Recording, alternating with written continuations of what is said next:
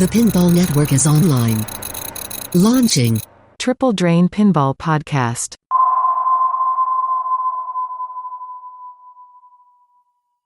All right, Tom, are you ready? Si, Senor Joel. See, okay. And Travis, are you ready? Are we allowed to talk?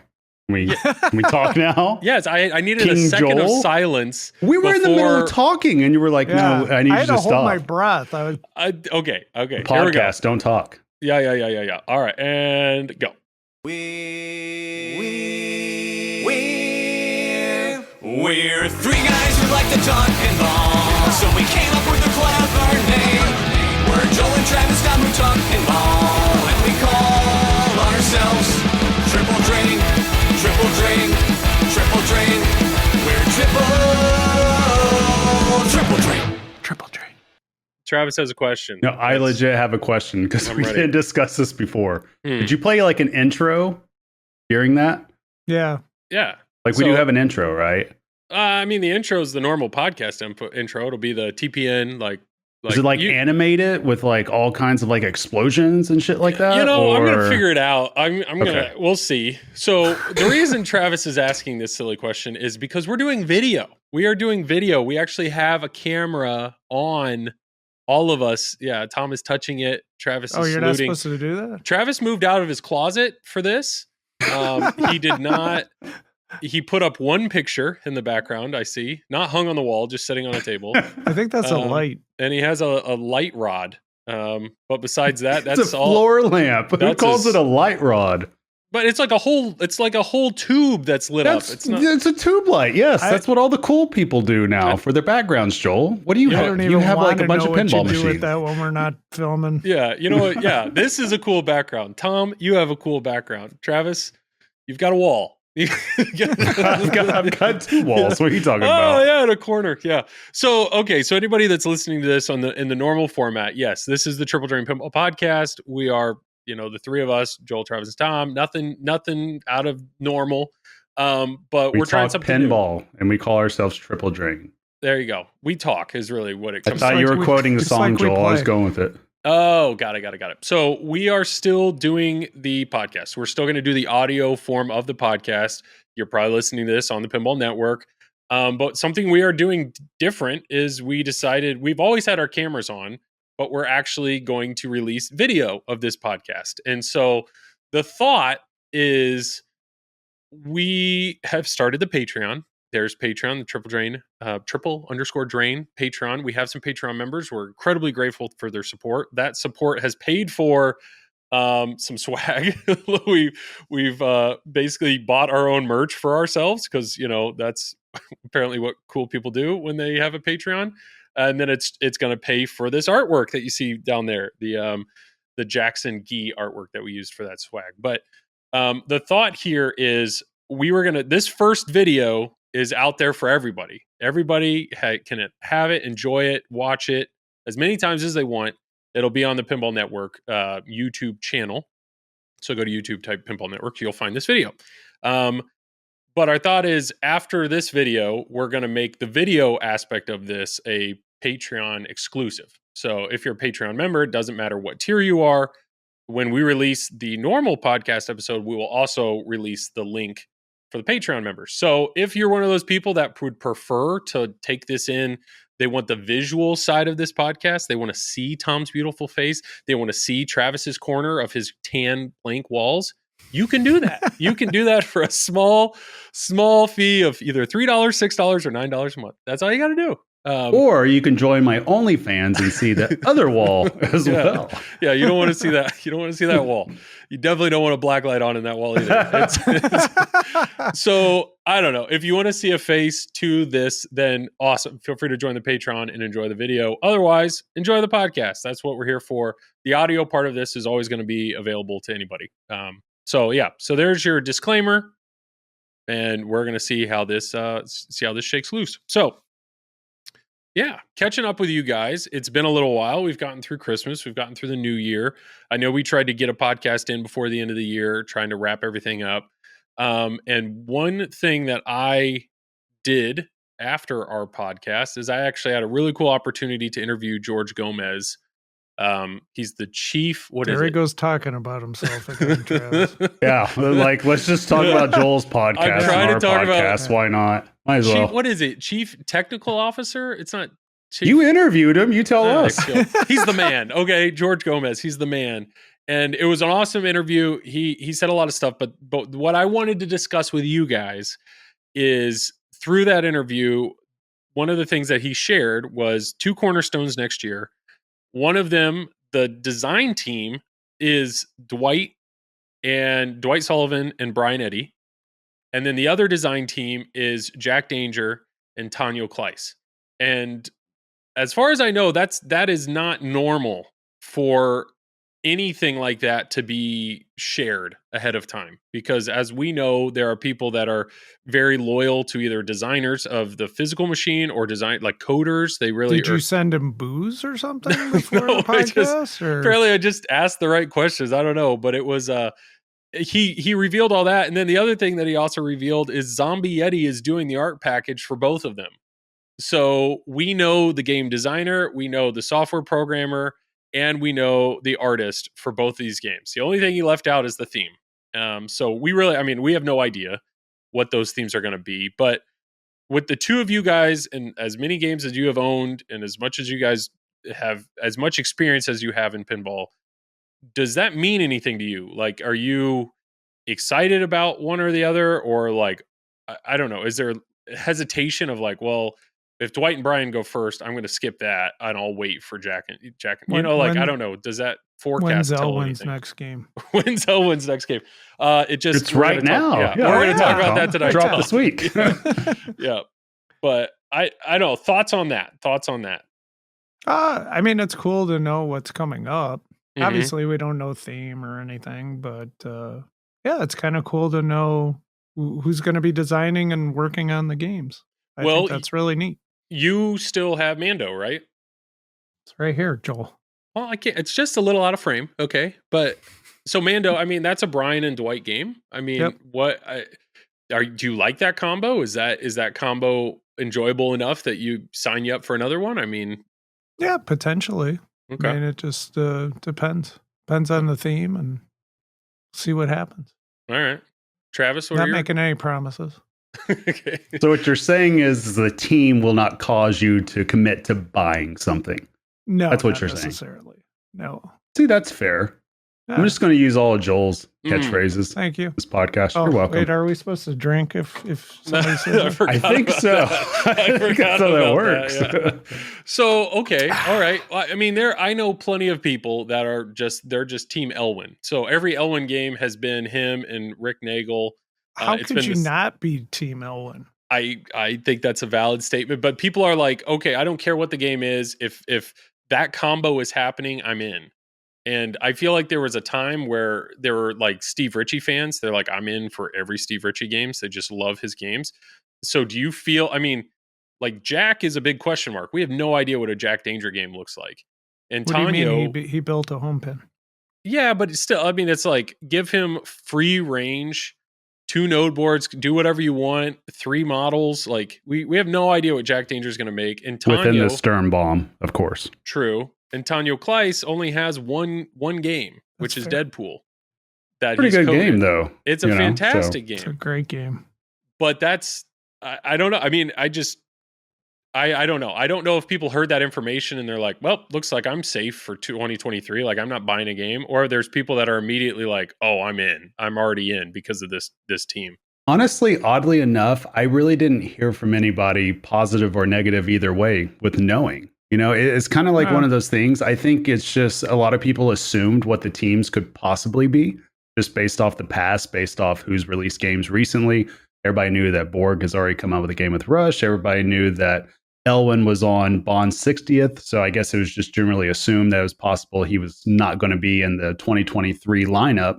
So, I mean, people were kind of putting the dots together here and connecting it. So, I mean, it's just, I don't know. I think it would be a bigger deal. I mean, it is kind of a big deal that they are announcing that ahead of time. I think it would be even a bigger deal if they did that with themes. And we've talked about that before, about announcing ahead of time what they have, almost like a a Stern day and, hey, here's our release schedule and here's what's coming. Because it's not like anybody else could do anything about that or react to that anyways. So I would always be curious about that because I don't know. I don't think it would necessarily stop people from buying the game that they want to buy because there's a lot of people that will buy a pro, right? And they're wanting to just buy it because they're just going to wait on the premium.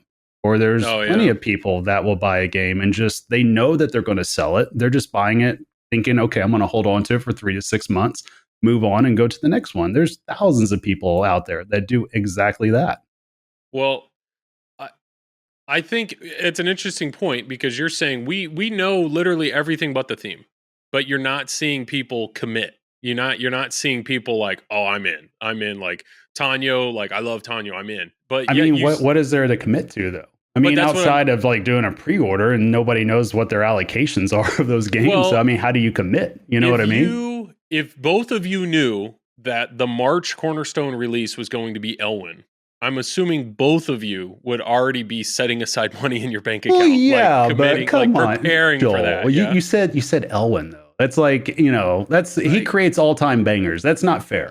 Like you can't, like, you know what I mean? You can't compare like the person at the top of the mountain and then say, okay, since you'll get his, like surely you have to make those decisions with everybody else. Because the thing is, Elwin is proven. Like Team Elwin is proven. We don't know what Team Eddie and Dwight will bring. We don't know what team.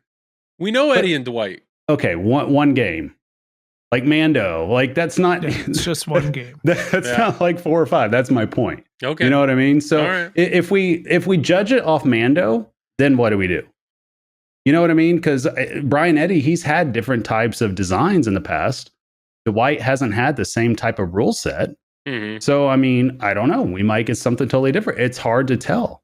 Yeah, it's just we've had a lot of discussion about this of like why doesn't Stern give us info ahead of time? Like, why don't they announce stuff ahead of time? And I think the fear has always been that they don't want a future title to be hurting their current title that's for sale.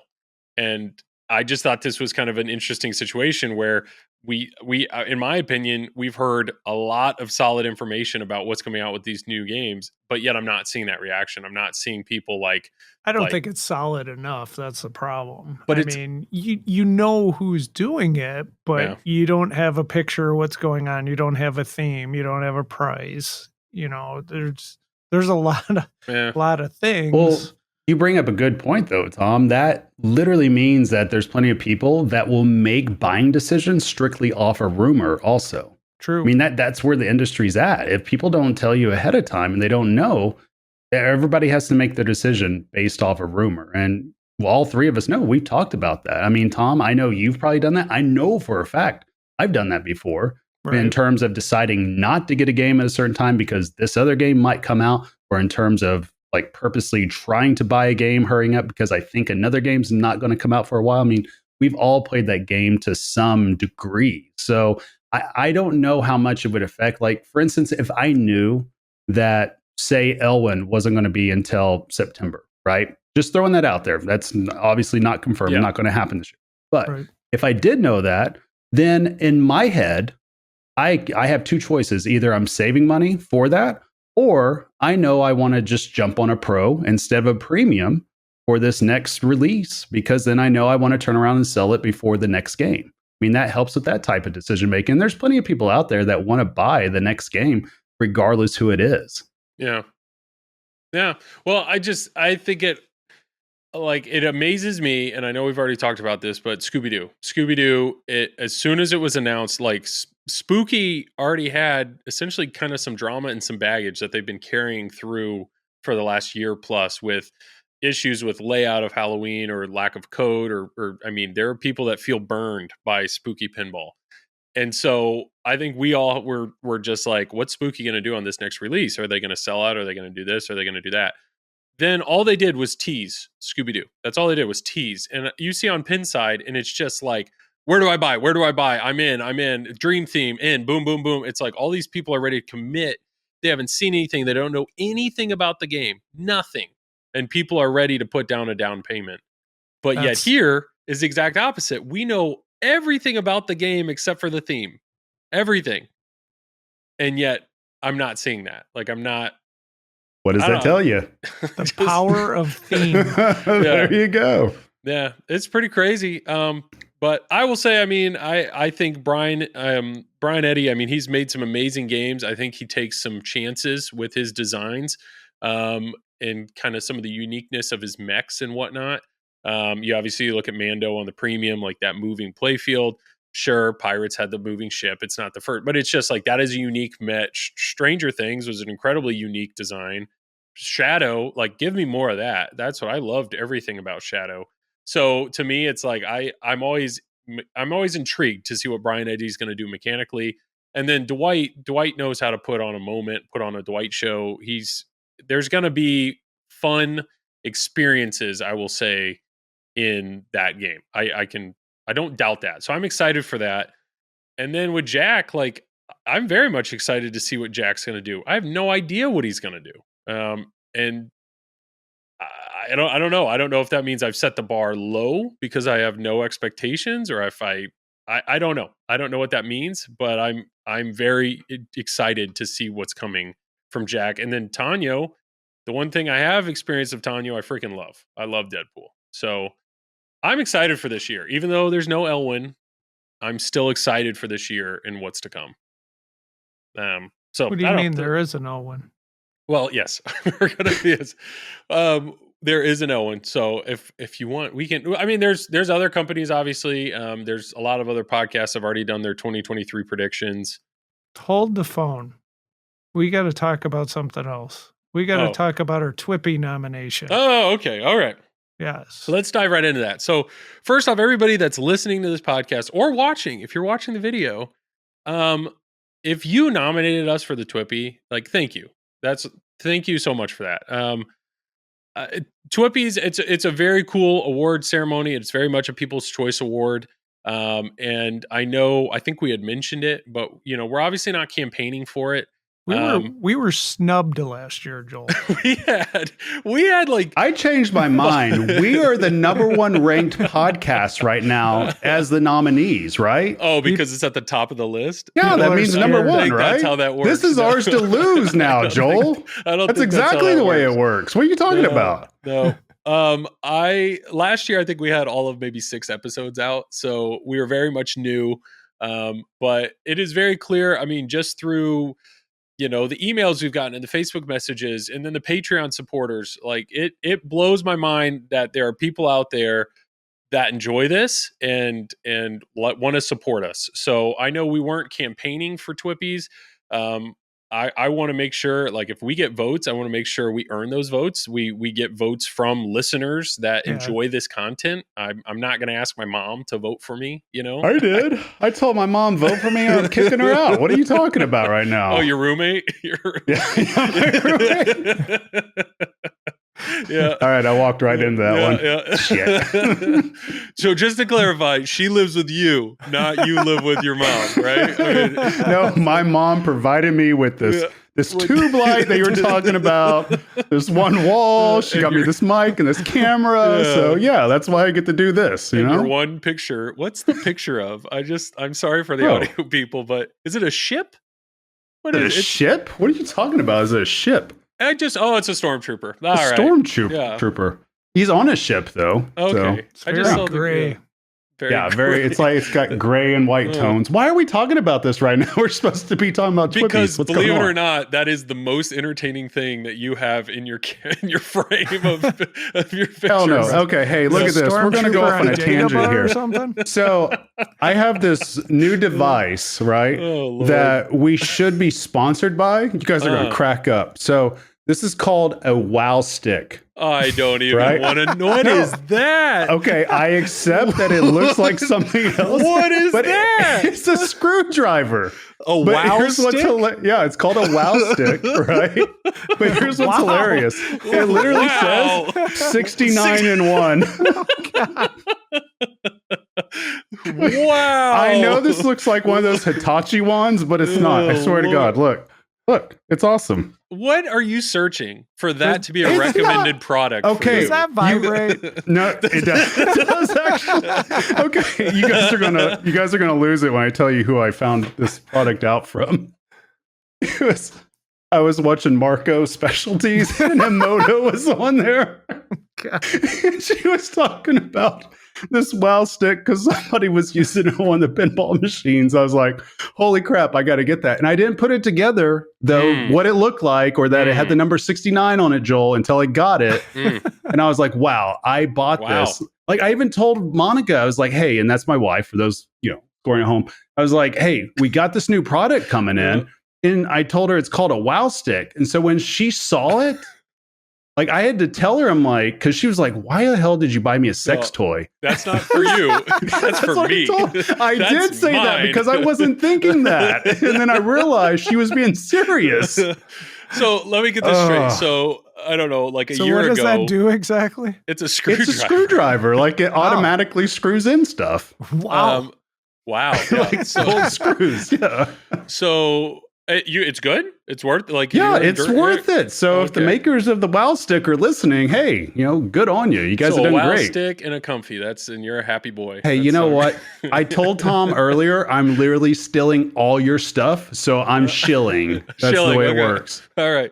Nice, Tom. Very great, good. Yeah. Notice I'm wearing it. Yeah. He's not, for people listening to the podcast. No.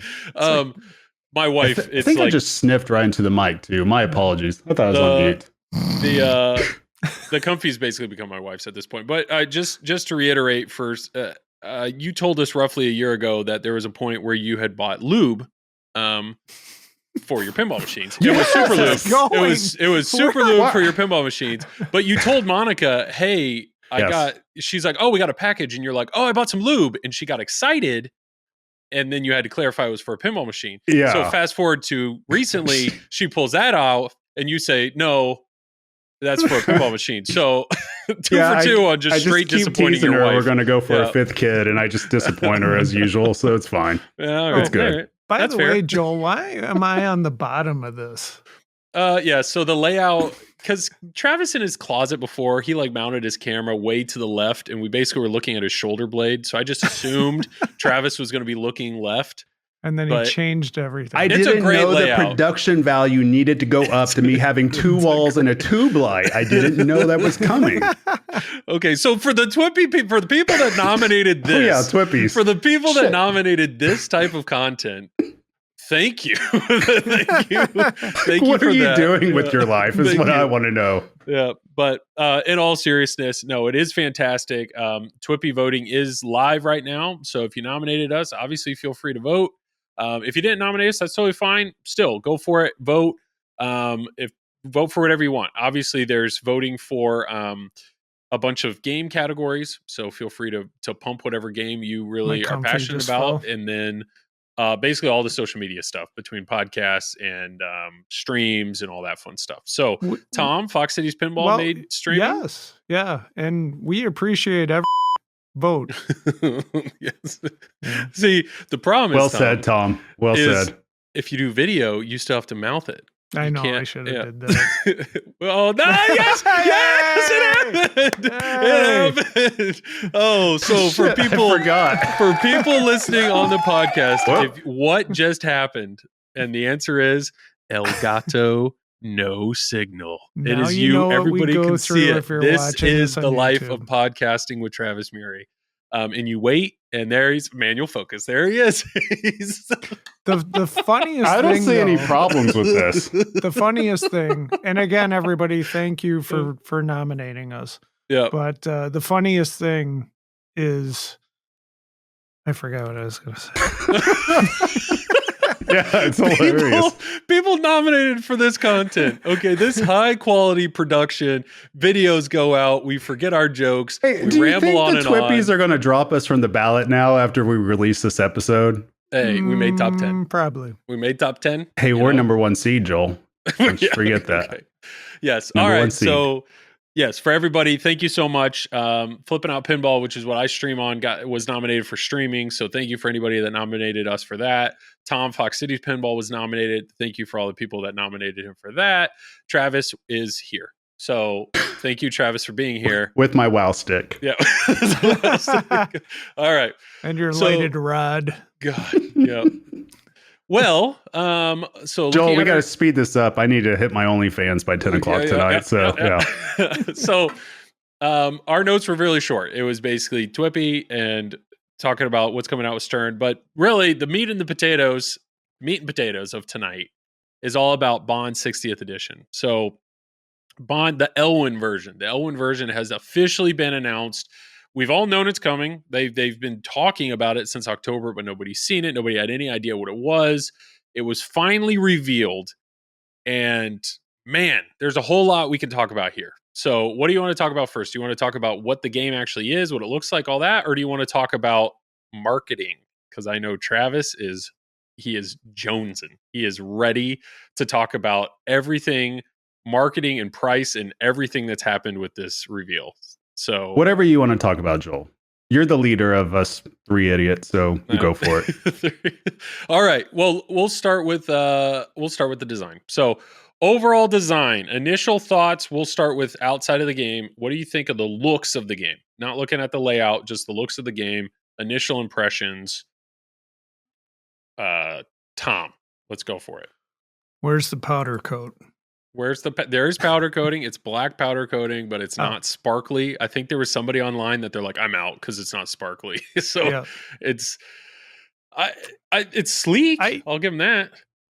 I really don't care for the movie posters all over the place. Yeah. I thought the back glass looks pretty cool. Mm-hmm. A lot of blue. I like the blue. Yeah. It looks good.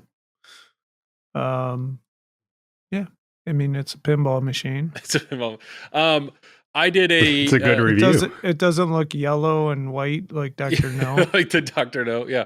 I did a chatting stream last night on the Flipping Out stream. Flipping Out with Friends. It's our new thing. By the way, it's on YouTube. It's on YouTube. No longer am I streaming on Twitch, only on YouTube. But I did a chatting stream like that, and George with Don't Panic Flip actually brought up a good point, which he said the design of the posters reminded him a lot of the GNR limited edition version of the game, which had all the different band posters. But if you remember, it was like a brick wall or something, and then the band posters, they were dynamic. Like it looked like they were hanging, and they weren't just on a grid. Like it looked. I mean, it was busy, like a collage, but it actually looked like there was effort put forth in the overall artistic layout of the cabinet art. While this is very much just like, it's just a collage. It's just a grid. And I mean, we've already talked about this a good bit. It is very clear this licensor is extremely picky and hard to work with. Yeah. So I don't want to blame anybody at Stern for some of these artistic directions, because we've seen it in the other three models of the Bonds machines, and then we've also seen it on the back glass. We've seen it in the LCD screen. When it comes to the visual assets that this licensor is giving them, it seems like they are extremely picky. So maybe this was literally their only options. How about the side art on the head? You mean just the titles, the listed out titles of every? Yeah. I mean, it kind of looks like our pre-production notes, really, once you think about it. It kind of does, actually. Yeah. Bring up a good point. I don't know. I mean, I'm not. I would say. I mean, there are art packages that have been on game. Like Halloween is a beautiful looking game. Like Ultraman, beautiful looking game. If you're talking about the art package, Zombie Eddie, almost everything he makes.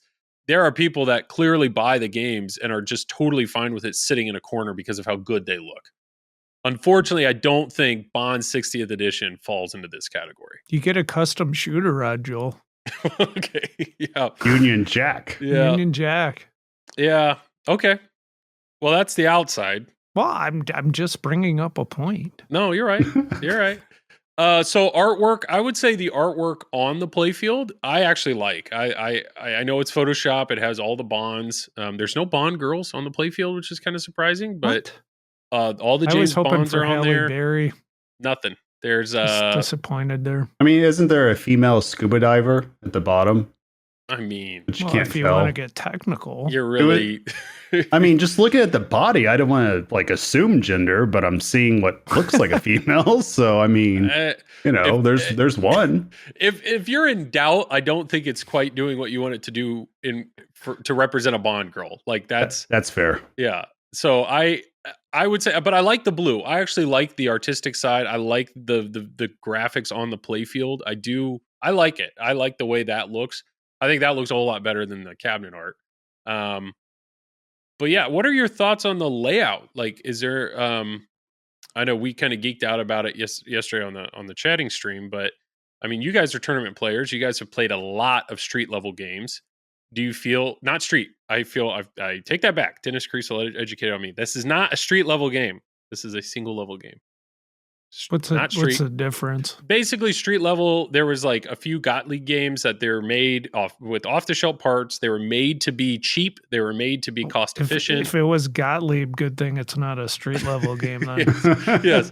So it's just single level. The way some people are reacting to this, they may view it as a street level game. So I mean, so it is a single level game. So for the two of you, this to me.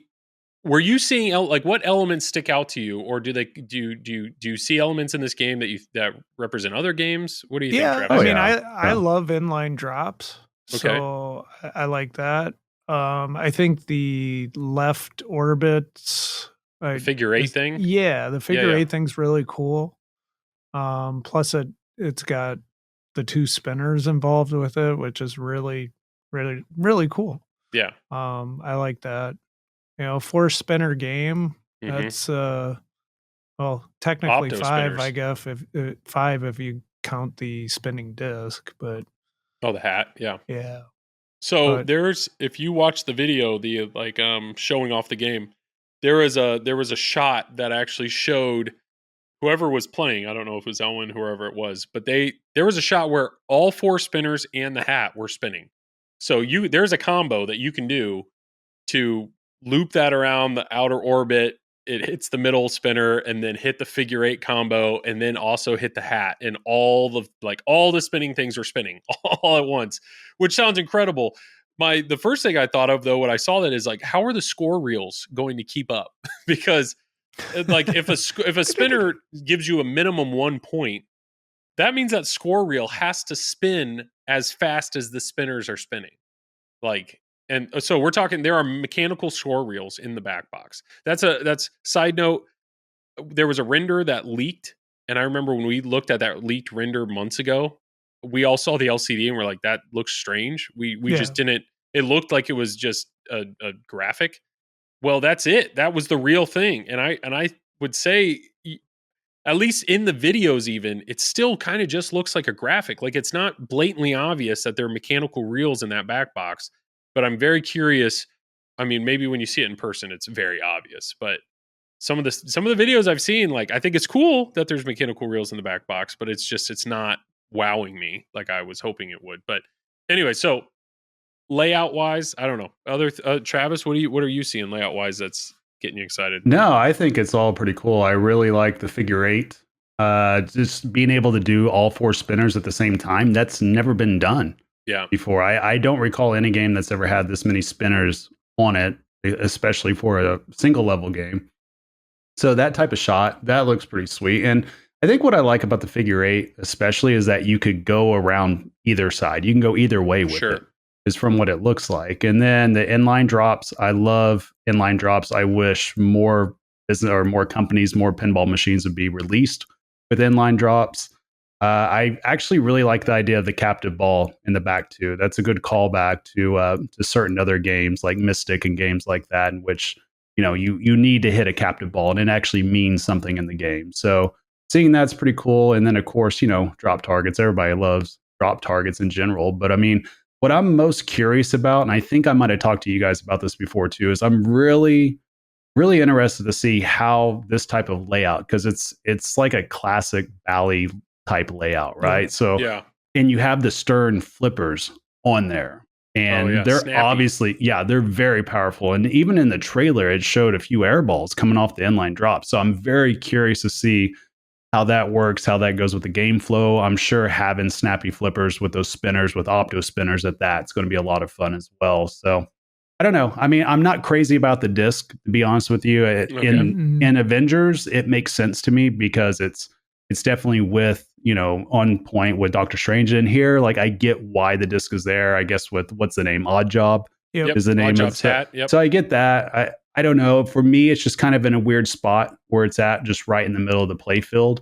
So I'm curious about how that'll be, but I've never really been a fan of that type of mech to begin with. So I don't know. I mean, obviously they got to have something in the middle of the play field of some type. So I don't know. Maybe it'll make sense when it's there. Once I see it, maybe it'll make sense, because I guess it says something about what you advance your gadget, I guess, with it, because there's an insert right there. So I'm curious to see how that applies to the rules. I think the way it works is you have to hit down the bond targets, which are the 4 drops on the left. And in one of the videos, it almost looks like those are sweepable. Like in one of the videos, it showed at least hitting 3.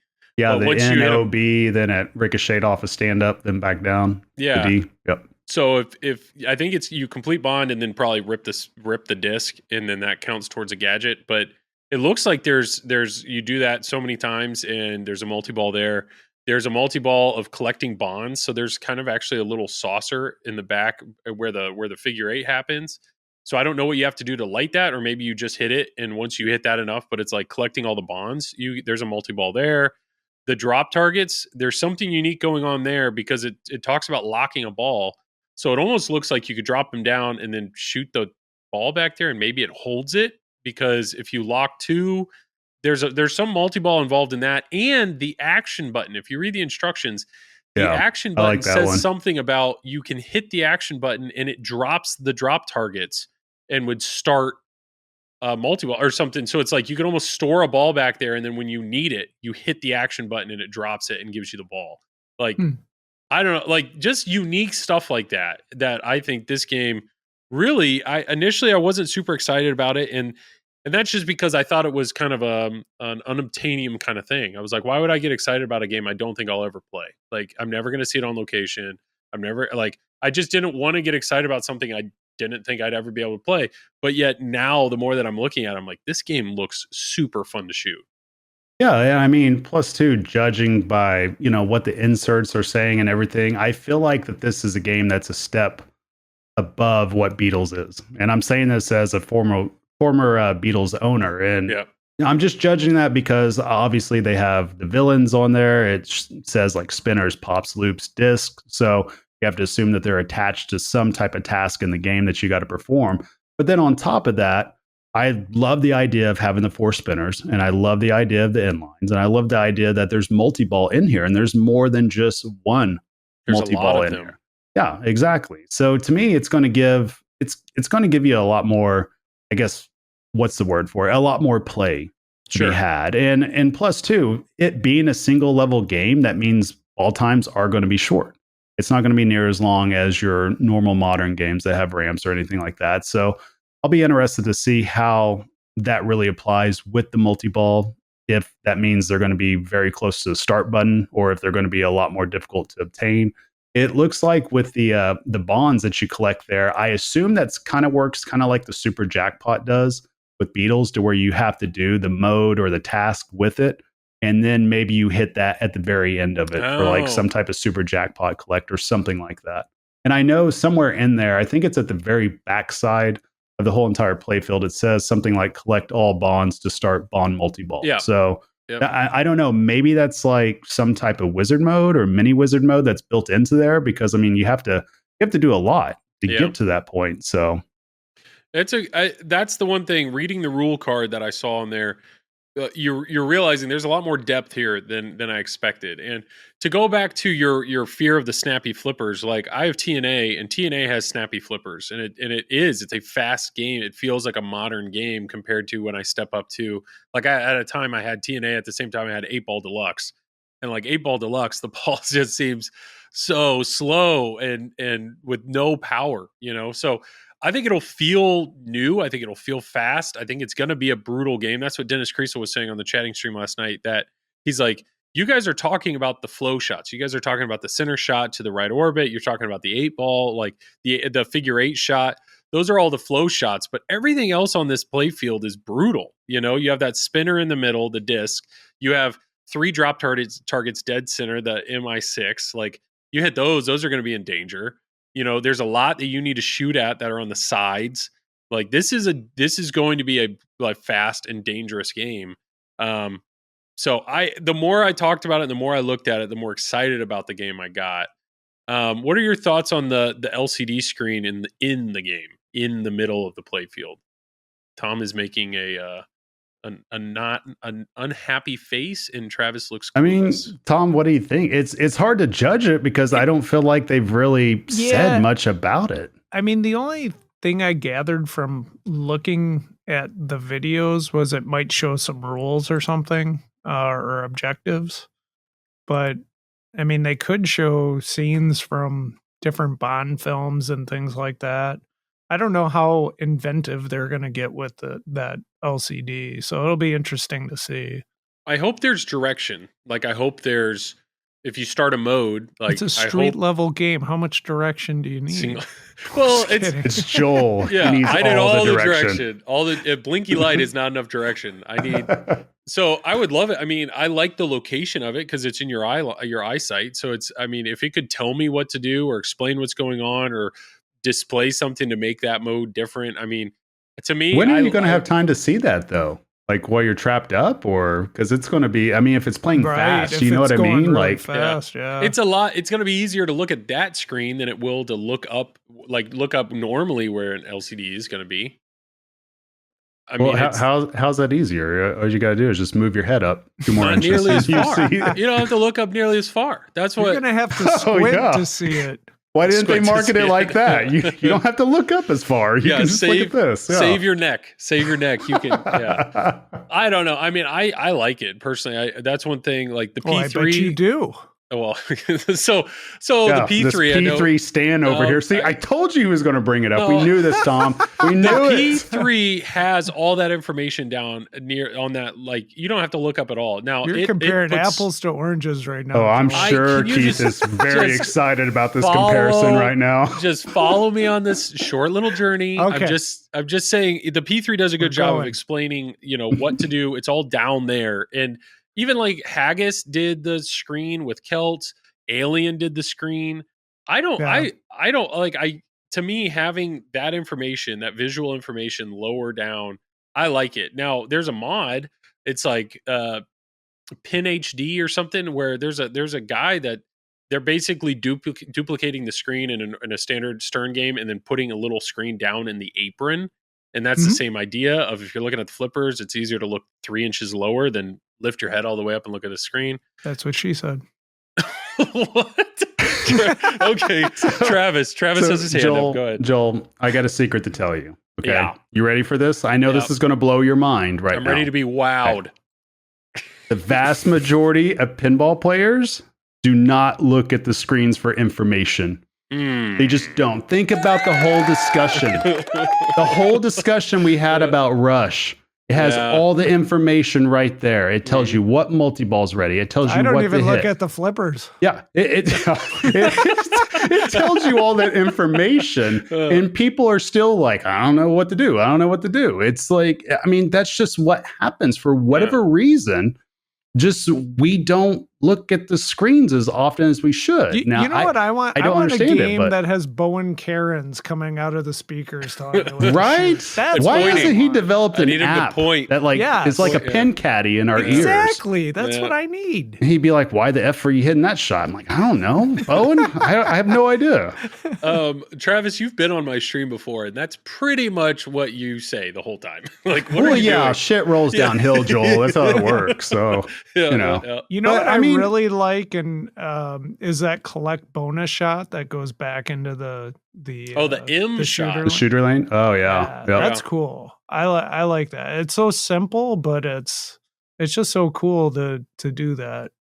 Kind of like it does say M Star Trek. Right there. It's the M shot, yeah. So what does that mean? What's the M shot compared to the ABC shot? No, M is a character from Bond. It's like I think it's the leader or the person in charge, M, and then Q. Just one letter.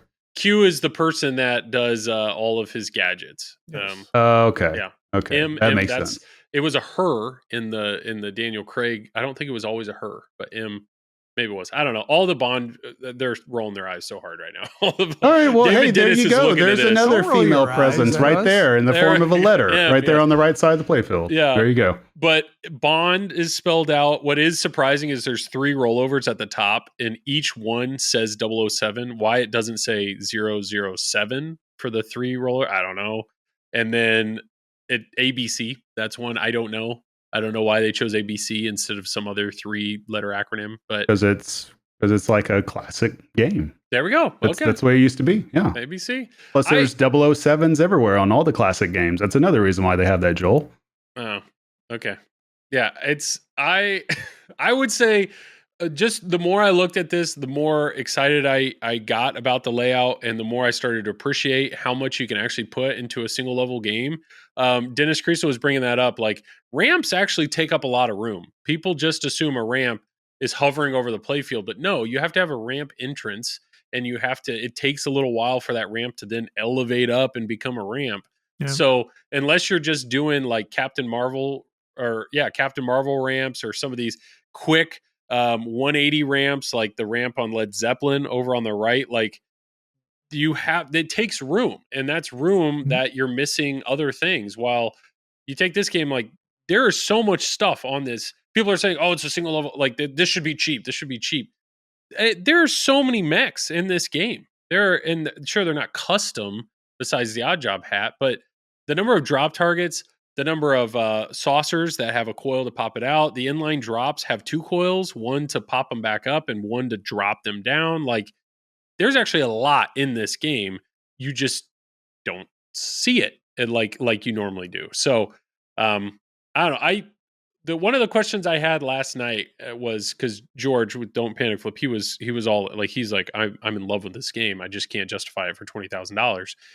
If this game would have been, I don't know, if there was a premium version of it and it was the $9,000 or $10,000. If this was a $12,000 game, I would have bought it. You would have bought it, Travis? Would you have pulled the trigger if it was, let's say, $10,000 or $12,000? I mean, if Monica says yeah, then yeah. I mean, you bought a Toy Story. I mean, technically, it could be a $12,000 game if somebody wants to buy it. I mean, it could, like we talked about, you could buy it for $1 if you want to, or for free, or let's actually talk about that. I'd buy that for $1. I'd do that for $1. Yeah. So there is a lot of misinformation out there, right? Oh, here we go. And I'm really just I'm going to let Travis really run with this. But so what I will say, this is in layman's terms, what it sounds like for every other Stern Pro Premium LE, every single one that's come out, there's typically like 3 numbers that are told to distributors. There's basically the absolute lowest that you can sell this game. Don't advertise it, but the absolute lowest you could ever sell this game without getting in trouble. Then there's something else, and then there's the advertised price. Go ahead, Travis. Explain. Matt, is that what you're talking about? Sure. There's 3 numbers, right? The UAP, right? No. UAP, close. Isn't that like a UFO or something like that? I don't know. I'm outside aerial.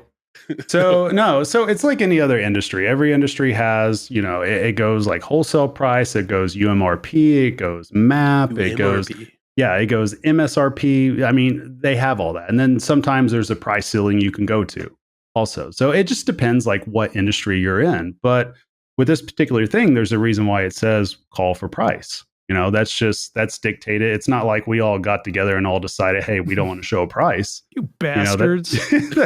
That's direct from Stern, and that's just the reality of it. And that was planned all along. And I mean, I've read stuff that like different companies are colluding together. I've heard that from multiple people. I've heard that we're just all like just trying to get too greedy with the price. I mean, I've heard just all kinds of stuff. And I'm not like talking about any one person, because if you're listening to this and you're like, well, shit, I've said that. Well, guess what? About 20 of you, 30 of you said that anyway. Yeah. So I'm not talking about any one person, but it's just, I mean, it just goes into what this product is, and we've talked about it a lot in terms of what this product is and what this product isn't.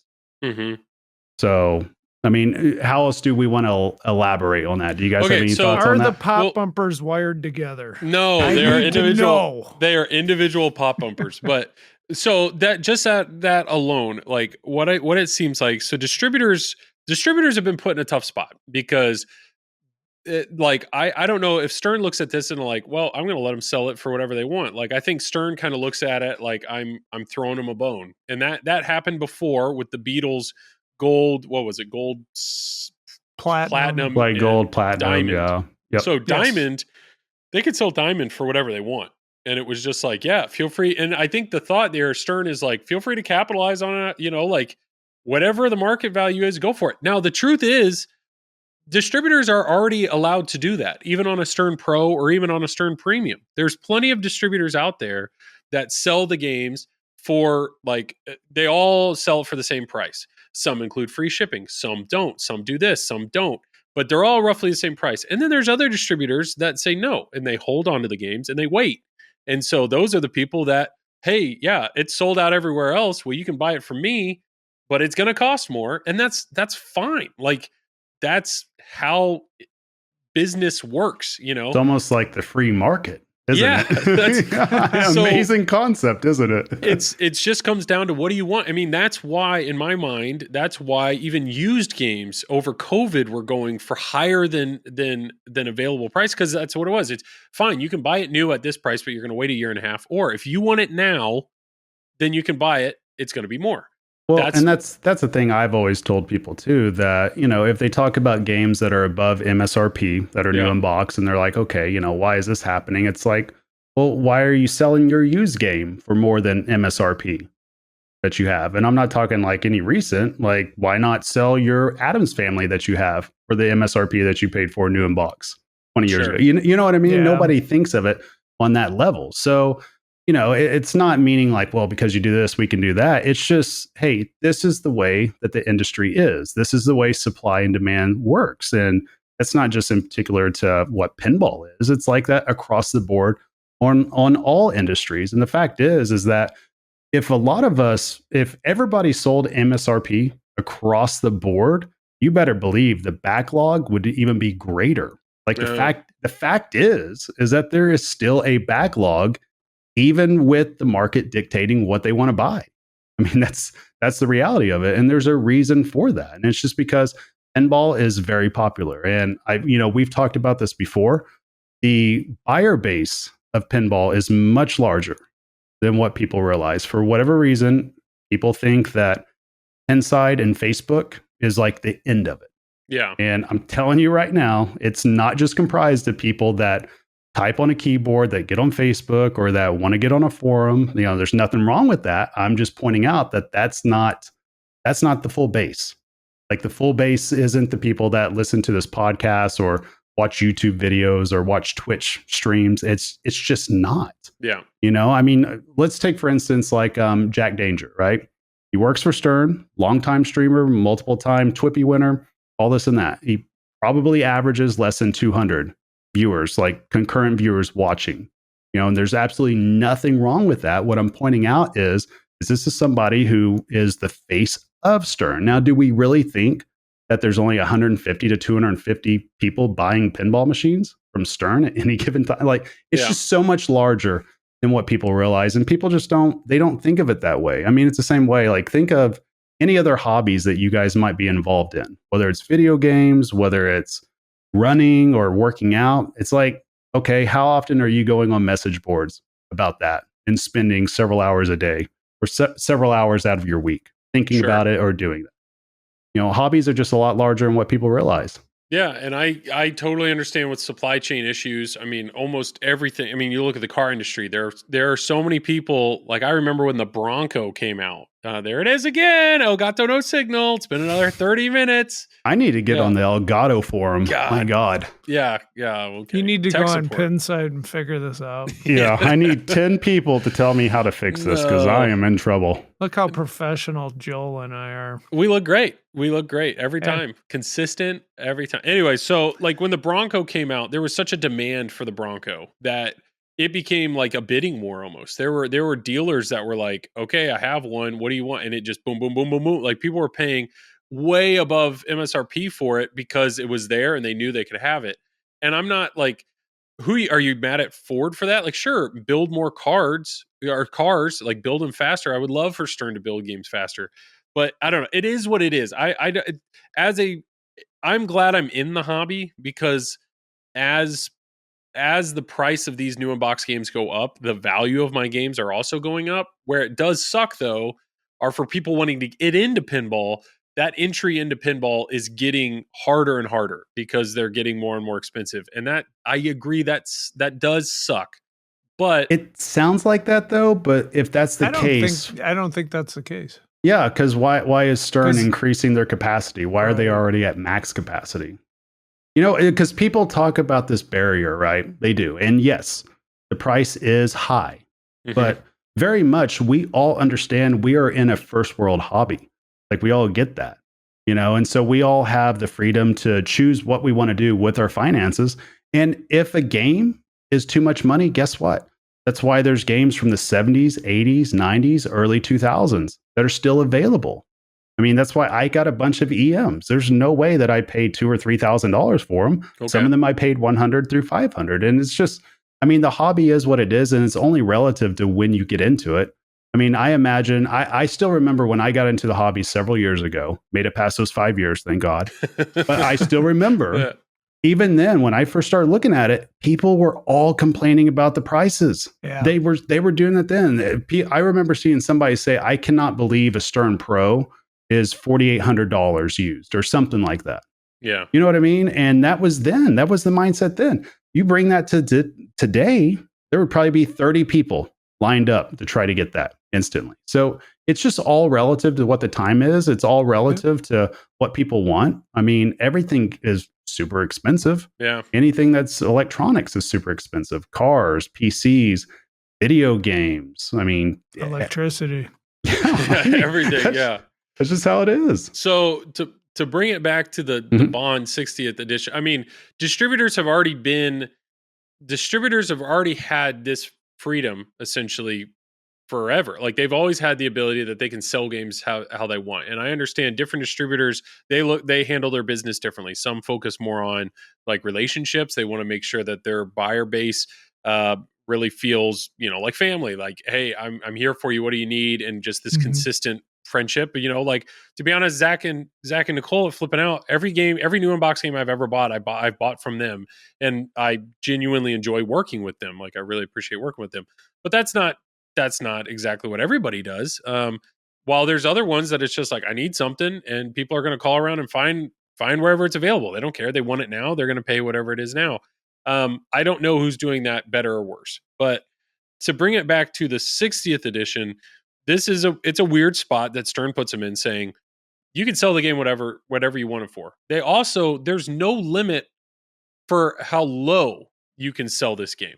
And that's kind of crazy. So the distributors are not allowed to advertise their price. They have to say call for price. And there is no handcuffed on how low they can sell the game. The problem is they're still buying the game. Like, they have to buy the game. Right. So the distributor wants to make money. Now, why does it matter that the low matters? Why does that matter? Because there are distributors out there that get allotments. They get allotments of games that they almost feel forced to take. And then those games sit on their shelves and they're stuck with them. Because even if they wanted to do a clearance, even if they wanted to potentially get rid of some of those games at a loss just to get them gone, they can't. They can't, because there's a minimum value set on those games. So they're screwed. They've paid a bunch of money to JJP or Stern or whoever. That's gone. The money's gone, and it's sitting on a shelf, and they can't sell it. Same with accessories. There's limitations, and if they know that if they sell under that price, they're in trouble. Like, if they get caught, they're in trouble. Do you think there's any distributors holding on to WWEs? I don't, at this point, I don't know. But it's, you look at, like, there's a lot of distributors that have Toy Stories in stock, or I don't know, Mandos in stock. And it's just, it's one of those. And I definitely think there are some smaller distributors that's, if most of their capital is stuck in games that are on their shelves, and they're like, I can't get rid of these. I cannot try to reclaim any of my money. Just chuck them off the roof.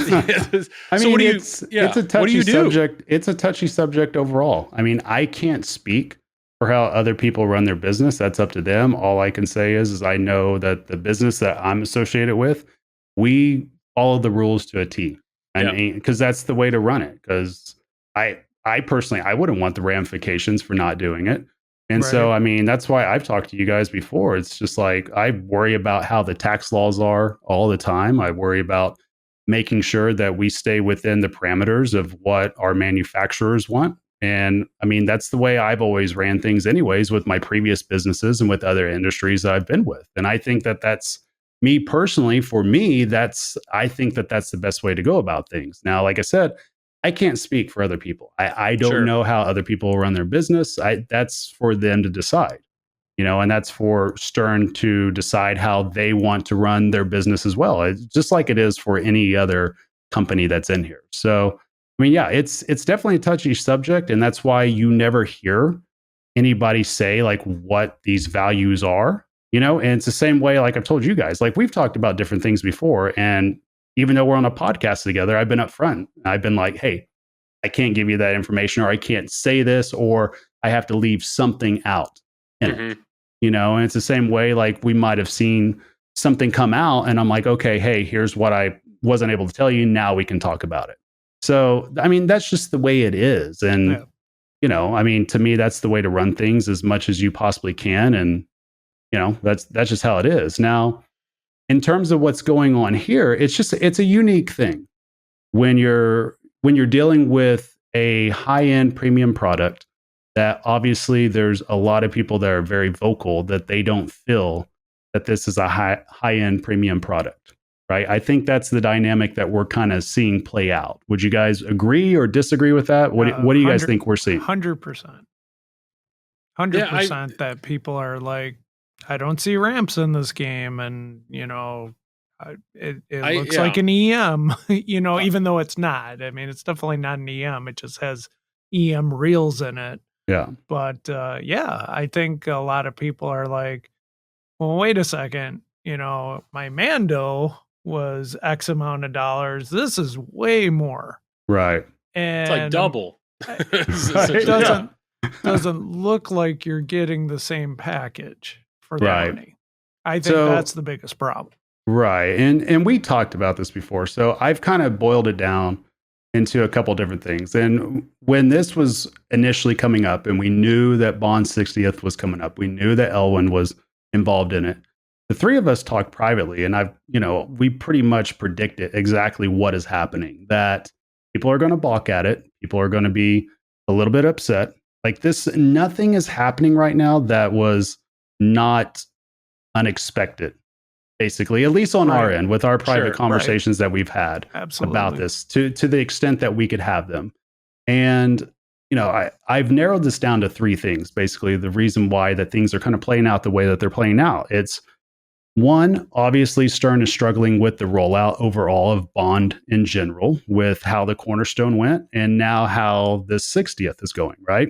Right. And then two, we're also assuming that dealers that have these allocations, right, that they have the platform to reach certain buyer bases, right? That's the other variable that's here. The other one that's here is that basically you have the online pinball community reacting to variable one, which is the rollout that Stern has gone with, right? And so when we look at what the 60th anniversary Bond is, this licensor is gone to all kinds of other product lines, all kinds of other industries, and it's everywhere. It's not just related to pinball. I mean, I was looking through what all before this came out. I took a deep dive to figure out, okay, what other products are out that are carrying this particular line, right? And I think I forwarded some of it to you guys. There's like a $125,000 watch out there. Oh, yeah. There's an $8,000 bottle of champagne. There's a $6,000 game of backgammon. There's a $30,000. Wait.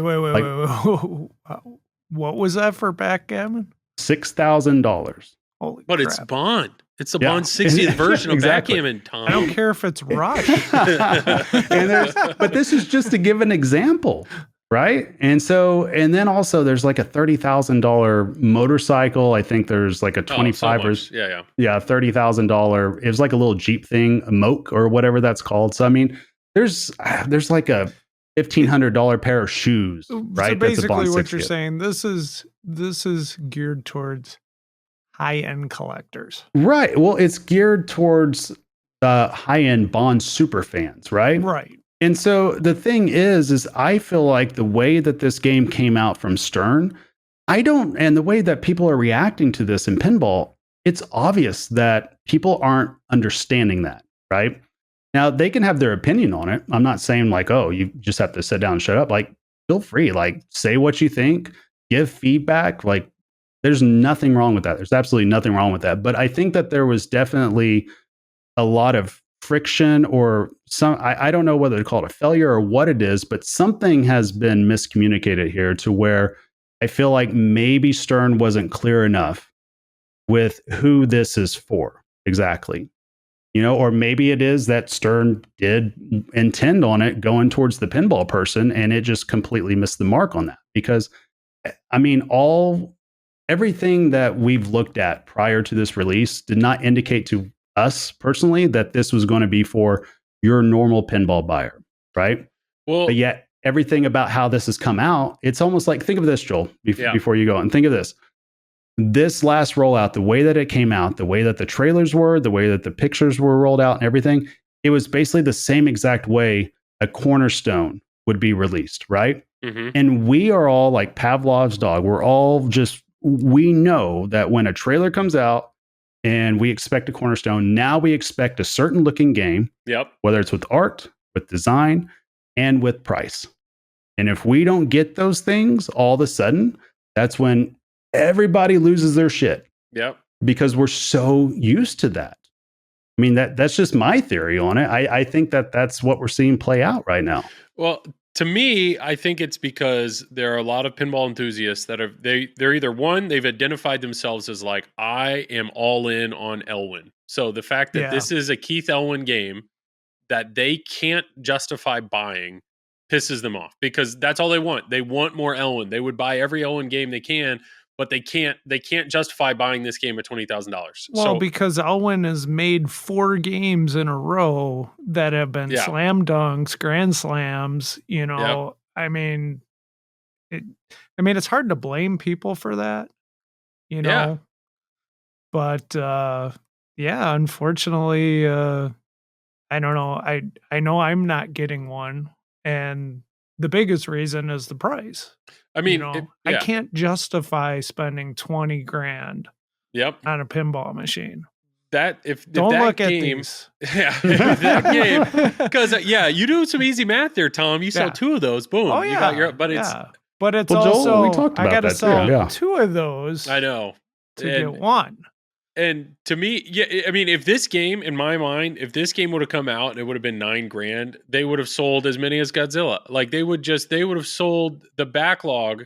Like at $9,000, they would have sold so many of these games. So I was thinking about this, and I don't think they can do this because it's a limited edition. But what if you eliminate the topper? What if you take out the LCD screen? What if you remove that spinning disc if you possibly could?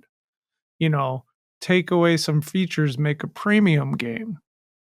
Well, I mean, that would be, there would be people that would probably jump all over it.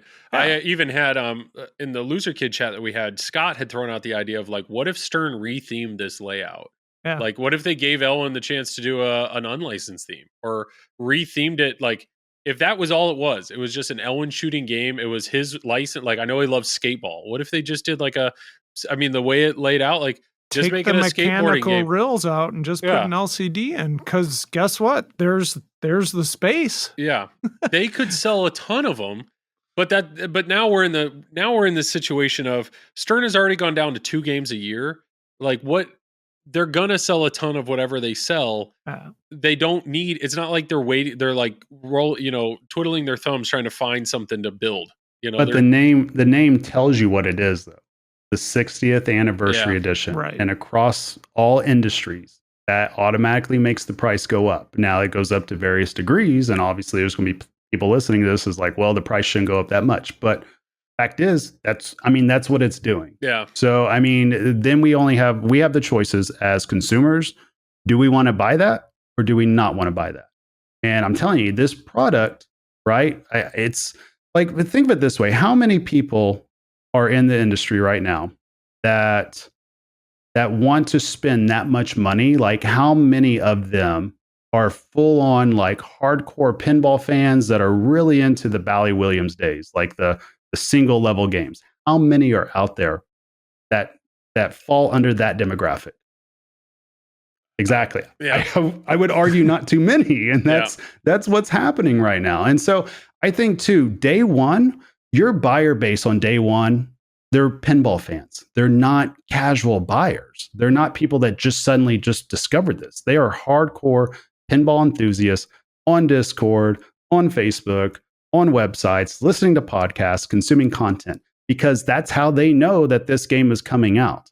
That's the reality of it. So I think that the buyer base for this pin, they're out there. They haven't been found yet. They have to discover the game because it's going to be the high end James Bond enthusiasts. And you can't tell me there's a $125,000 watch out there. You cannot tell me that there's not 500 people out there. Dennis Creasel, is that true? yes. Like that's just the way it is. So, it's just, that's just covering that base. Now, covering the other base that did kind of, it made things very interesting. And I feel for the smaller dealers, like, and I'm talking about the ones whose, allocation isn't as high as, say, the bigger dealers, right? That it caused a lot of customer confusion, a lot of consumer confusion whenever Stern sold these direct, because what happened? All of a sudden, the call for pricing had a price. And it was clear. Now, you guys are free to say what it is. I'm not going to broach and say what it is, but obviously they put a price out there and people were able $19,999. There you go. So anybody could have seen it. It was there on their website. Don't tell anybody. So but it's not there anymore. Here's the thing. People went ahead and screenshot it. Now, what I don't know, because I was in another meeting when all this was going down, unrelated to Bond. Yeah, we know. Yeah, of course. But was that, so the price, was that actually on the website, like for everybody to see, or was it after the fact that it was on? I don't know. I'm a Stern insider. Mm-hmm. I actually pay the $40 a year for that. Right. When the reveal happened, I was like, oh, I'm 4 minutes late. Let's see what Stern sells it for. I literally logged in, clicked on it, and I saw it plain as day. Like I could have added it to my cart. $19,999. I was like, did you take a photo of it? No, I just saw it. Your Honor. I saw it, and I'm pretty sure I messaged like the TP in Discord or one of our chats, and I was like, oh, Stern's selling it for $20K. So as soon as I saw that, though, I'm like, well, Stern has set the baseline. Now, but like Travis said, it's supply and demand. Yeah, what's distributors going to do? Are they going to roll with that, or are they doing something else? Well, the tough part was too, obviously you see nobody else saying what a price is out loud. Why? Because it's listed as call for price. Now Stern can do whatever they want to do because they're producing the game. But yeah, I knew something was afoot because when I got out of my meeting, I had 27 messages on my phone from like 20 different people, all basically with the same exact thing, like showing what a price was. So, that getting out there immediately, it basically set what the tone was, because it wasn't like the bar. Right, because these weren't going to fly fast, because we've already established the demographic of this, and the demographic is not going to be a day one buyer. It's just not going to be for this particular product. So that being said, the people that you do have that are involved in pinball, right, and want to get this product day one, well, then they automatically had the power to shop around and try to find a price that they could find. Well, what's going to happen if you are panicking at the initial reaction to people online? What are you going to do? You're going to sell it as fast as you can. What happens when you sell something as fast as you can? Does the price go up or does it go down? It's simple economics. And if we just exercise logic, we can see that. Now, if we want to get on to Stern about taking a price down or whatever they do that for all their games. Like if a game gets sold out, look at their backlog. This isn't some like thing that Stern is just undercutting, everybody and trying to hide something. If you look at all their games that they don't have for sale anymore, that's directly on their site, it says sold out. Yep, that's what I was trying to pull up on my phone. But that was brought to my attention that the price it's removed as soon as it's no longer available. It's removed. And there's this narrative that's gone out there, and it's completely false. The narrative that's gone out there is that, well, Stern is trying to trick the buyers and they're embarrassed by their price. They're doing that. It's like they sold out. They sold out of the game in like 10 minutes. Do you think that they're sitting there and they're like, you know what, guys, really embarrassing. Let's not even show them what price we sold out at. This is a normal practice.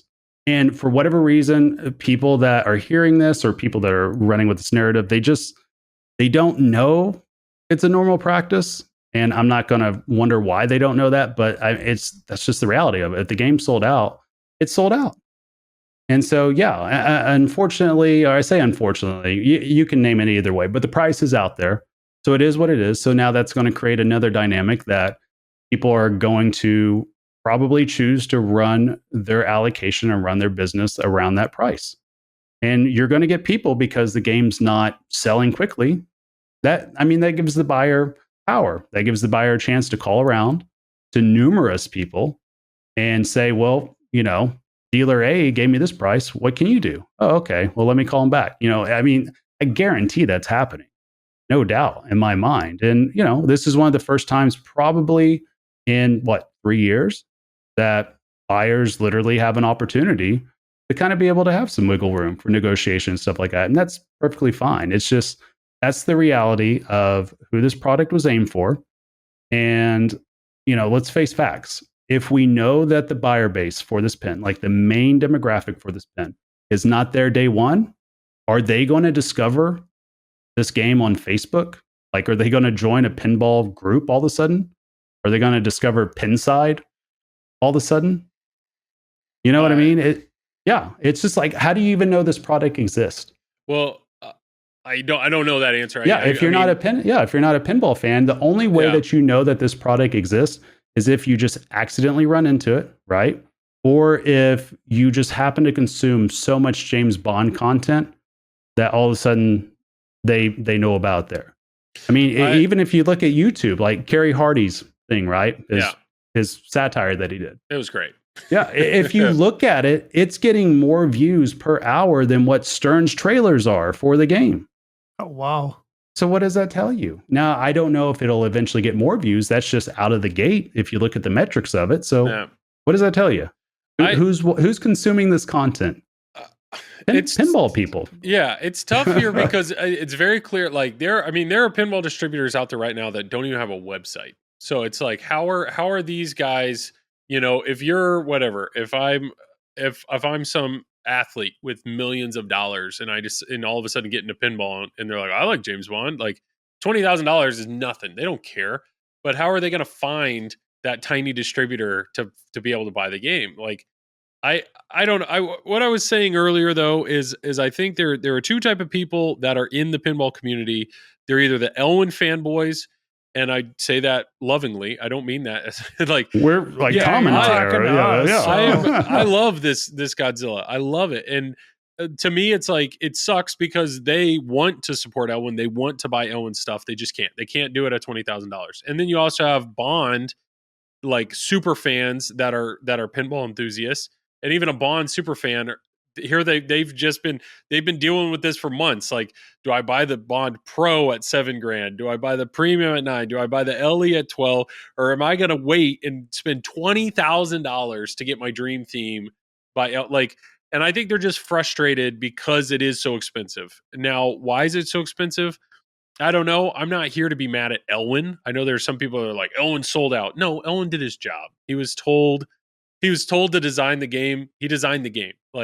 And then Stern, it was one of the Gomez interviews. It was either super awesome or something else, but it seemed like the licensor said that, like, well, can you make us a game with all the Bonds that's like an older game? And they're like, oh, okay, yeah, we can do that. And sure, it was probably through licensor discussion that they decided to make it exclusive and a super LE model. Where the $20,000 came from, who at Stern or the license, who decided that? I have no idea. I don't know, but it is what it is, and that's a great point that you just made right there. I know. I make them all the time. So if the licensor is requesting this, right, and it's a special one-off, how in the hell is this an indicator of something negative for the hobby in terms of the direction? Like how is it? Can anybody explain that to me? Because there's a special edition. Like, how about we reframe this? And this isn't a defense of any one thing. I'm just approaching this from the 360 point of view, looking at it from every angle. Why can't it be, hey, pinball's gotten so popular over the past few years, Stern, Jersey Jack, everybody else has done such a great job that the licensors of James Bond recognize this and wanted to have their 60th anniversary game made into a pinball machine. Like, they saw that and they wanted to do that. Yeah. Why is there nobody considering that? This is the fear. And I think the fear is that everybody that's a pinball enthusiast, or the majority of people that are pinball enthusiasts, they love Keith Elwin. And the fear is that Stern is trying to do something new where they want to make these super high-end pins that are exclusive. And who are they going to put on it? They're going to put the best designer right now, or the greatest of all time. They're going to put the best they can on these high-end. And now all of a sudden, here we are, all these pinball enthusiasts going, we love Elwin, we want to play Elwin, we want to buy Elwin games, and all of a sudden you've put them out of reach. Essentially like what they did with Lyman, where Lyman was all the boutique stuff, and everybody loved Lyman code, but now the normal or the standard middle of the road pinball person was priced out of being able to buy Lyman games. So I think the fear there is this a new direction that Stern's going? Are you going to put your golden boy on your most expensive stuff? And if so, I that would piss me off. I say that, but Keith has said he did this game because he was between two cornerstones. Exactly. So we know we have at least one more before they put him on the exclusive list. It's a fair question, and you just answered it right there. Like, the information's all out there. They established it up front in their podcast release about it, that this was done between cornerstones. I mean, here's the other thing that's kind of all scripted. Yeah, they're all faking. There's really not a Jack Danger cornerstone coming out. It's $30,000. It's coming out later. It's all a scam. Yeah. But it's like, I don't know. I think that it's okay to have a reaction. I never want to tell anybody not to have a reaction, because everybody's free to have their own opinions, how they want to have it, except for Joel. He's always wrong, as we all know. Yep. But that being said, it's just, I just think that we got to take a step back, realize what this game is for what it is. It's not an indicator of the hobby's going down the shitter. It's just all about greed. It's just this and that. Why can't it just be just a 60th anniversary Bond pin that somebody that likes pinball may or may not buy? And guess what? If a lot of people decide to not buy it, think Stern's going to keep producing games in this way? Probably not. That's a good way to bankrupt your business. So I don't know, like the thing that's gone unseen about this, and I told you guys this before, like, what is something that started at the beginning of this year, January 1st at 12 a.m. New Year's. Besides that nobody is talking about. I know now. the answer. What's the answer? The answer is every other pinball machine that Stern Pinball makes is now more expensive. The price went up across the board. Even the ones sitting in stock? They can. Like, all the prices went up? They can. Yeah. And nobody noticed that. Like, all of a sudden, it's just been, I mean, they might have, like, day one. There's probably a thread somewhere on Pinside or on Facebook of somebody complaining. But now this comes out. Now all of a sudden, it's like, their focus, it's like a goldfish thing, or, whatever. It's like, over here, looking at this. So, the price is what it is now. We know what the cornerstones are in terms of the timing that they're coming out. We know what the teams are. So I would say to everybody, like, hey, trust me, the sky's not falling. It's not all of a sudden just going to be just super LEs left and right. Is it hailing? Here's the thing. The market speaks. The market speaks. And if the market doesn't want something, guess what? A company will adjust, because if they don't, they end up out of business. That's just the reality of it. And I think what's interesting is you back there it is again. Speaking of Elgato no signal, God. No. We like to bring levity, Joel. So it's what I was saying though is you back up when we were in the middle of a pandemic. It didn't matter what pinball machine was being made. People just were dying for a game. Distributors were placing orders, basically, give me as many as you can because I can't keep anything in stock. Everything's selling. It was just buy. And here we are. You look at TNA. TNA was announced, the remake. It came out more expensive than people thought. It isn't sold out. They did not sell out of them. You look at Scooby-Doo. You can still buy a Scooby-Doo. Like every other release that Spooky had before Scooby-Doo was sold out within hours. And here we are, we're going on weeks now. Scooby-Doo is still available and it's not sold out. You look at Toy Story. Like Toy Story, sure. Toy Story, the LE allotment and the CE allotments, the CE sold out. But there are distributors that have them right now on the shelf trying to sell them for MSRP. So they sold out to just like, I think we've had some of the more recent releases. I think there's Bond LEs that you can buy. Like there are readily available games in the last few releases. So I do think some of these manufacturers are starting to actually see price ceilings or not, or like where they're at. Now, I think this Bond game is unique. It is a Super LE. It is something, and we're going to have to wait and see what JJP does. When JJP's next game comes out, do I think they're going to go lower than the, what was it, 12.5? That was the LE, and then the 15, that was the C. Do I think they're going to go lower? I don't think they're going to decrease their price, but I don't think they're going to raise it. Like, I just, personally, I don't. I mean, I got nothing wrong with prices being dynamic from a manufacturer. I've told you guys this before. It's definitely odd that on a premium product that the prices are usually the same across the board. You know, that's always just kind of thrown me for a loop a little bit, because obviously when the prices stay the same like that, that's what really starts to cause an imbalance too, because the demand is way higher for something else than obviously if it's priced the same and people stay at that, you know, the product's going to be gone instantly. That's just the way it works. So, you know, I don't know. At the end of the day, just like we talked about, the price is the price. I guess just wrapping up or tying up a nice little bow on top of Bond 60, I think it's just going to ultimately depend on when companies can find the buyer base for this. And that's ultimately what it'll boil down to. It's got to be the Bond superfan.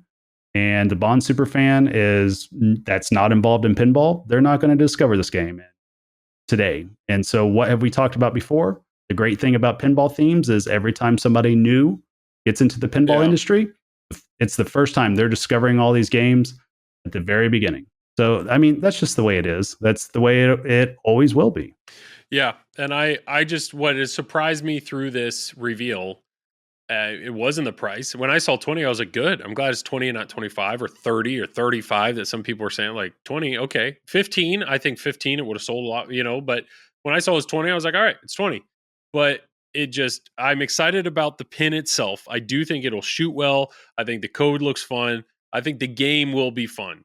I don't know when I'm going to have a chance to touch one or play one, but I'm looking forward to that. I understand if you're, Travis is pointing. Just sell 2 games behind you, and you'll have a chance to touch one. And you'll have half of it. Yeah.